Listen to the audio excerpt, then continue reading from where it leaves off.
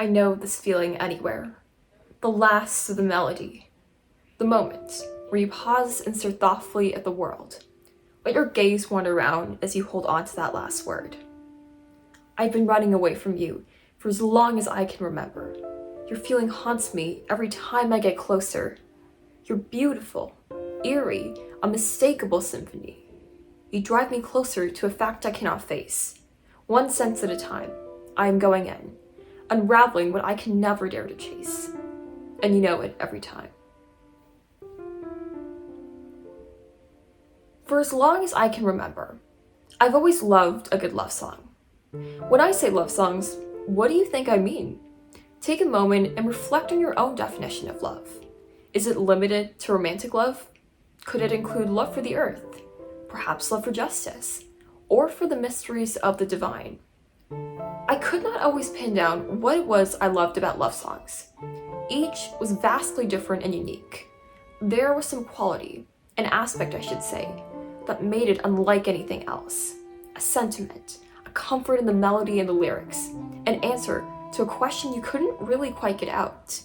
Have you ever wondered all the time, sweat, creativity, and tears it takes to make a song the way it is? Or rather, how much power the arts can hold in our lives? Growing up, love songs became a pathway for me to make sense of the ever-changing world we live in, to view the world with an open mind and an empathetic spirit, and to be open to exchanging stories with my closest family and friends. Music is about wonder, and it was something about that wonder that ended up being less about the song itself and more about who we are as people. In that, we discovered the importance of our places in this ever-changing world. Don't we all have a place in this ever-changing world? You know it, every time you lead me in with every clue, my eyes practically plastered on the muse, only to leave me blinded and confused. You know it, every time you lift me up so high, I don't know what isn't new, only to let me fall down the rabbit holes, like spiraling blues. You know it. You know it as much as I do. Our likings have an influence in our lives. And while I can say love songs have been a hopeful lens to view the world from, it has not and will not always be a bed of roses. Rather, with roses comes thorns. There are also hardships, or personal conflicts that we encounter in our lives. One hardship occurred for me about 2.5 years ago. On a calm, uneventful Saturday, my right hand stopped working. Just like that. Not a fracture, not a scar, not even a bruise. During the next couple of months, I would find out that my mysterious symptom had to do with the way that I perceived and handled my emotions and stress. During those next months I spent in recovery, I began to question a lot about my emotional habits, my likings, and their influences. Perhaps it was also the identity crisis I went through during this time. For the first time in my life, I felt disconnected from everything, including love songs. There were very few aspects of my life that actually felt right. Actually, I don't think anything felt right in this moment.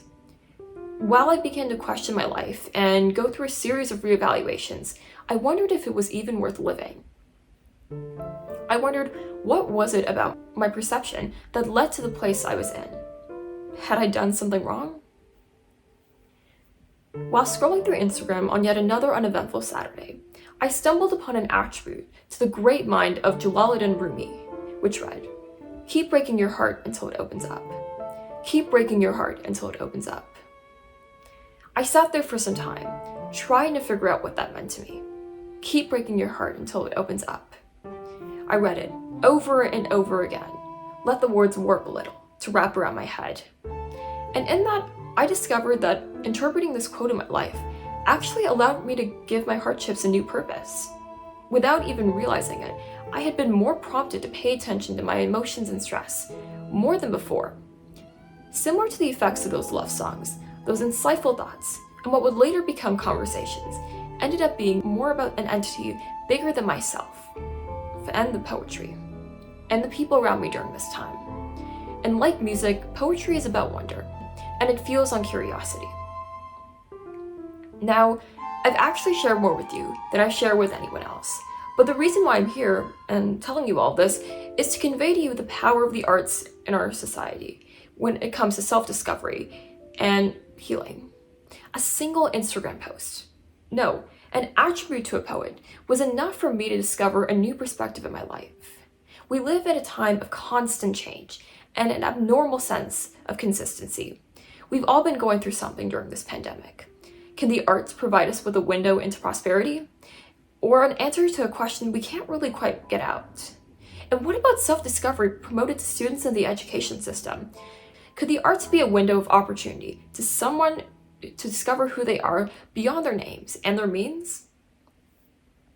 For those of you who are not completely aware of Rumi, other than his name and his thought-provoking words, Rumi is a mystic, a Sufi poet, who expresses ideas and analogies on love, self-search, spirituality, and deeply embeds the Quran in his poetry. In fact, one of his most influential works, titled the Matnawi, is known as the Quran in Persian. As a Muslim, I had heard about him quite frequently in my upbringing. However, when conducting some research after seeing that post, I noticed that there was something missing in the works I found of him online. All of the references to Islam and the Quran were virtually nowhere to be found. You could say that part of Rumi's selfhood, his inspiration, or even his identity had been erased. As human beings, our sense, ourselves, our identities have many dimensions, and I think it can feel dehumanizing if parts of our identities are erased. I am experiencing this erasure as a current high school student who is about to graduate, wondering what is left for students coming after me. One type of erasure has been the erasure of the arts in the education system. Over the last couple of years, the jurisdiction has faced a series of budget cuts that have not been limited to a single jurisdiction. As a result, this has limited the availability of courses for students to choose, cutting off that inspiration. While inspiration is not long gone, what will there be left for students if this is not promoted in the institution? What opportunities will be left for self-discovery, healing, and learning if we don't pay enough attention to it? And if we don't pay enough attention to it, there will be an erasure, a wellspring all dried up. But inspiration is not dried up.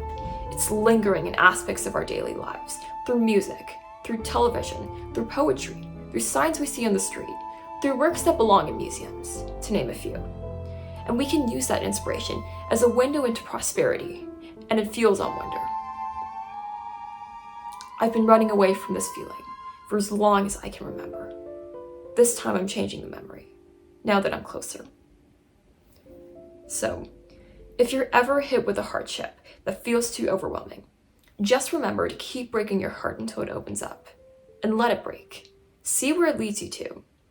Hardships do not define us, and the arts can provide us with much psychological relief. So create moments to get to know yourself deeply. Do not underestimate the power of yourself or the arts. Through artistic expressions, you can seek, be moved, become transformed, and even heal the world. It starts with a single strand of inspiration, and it's lingering inside of you, awaiting you.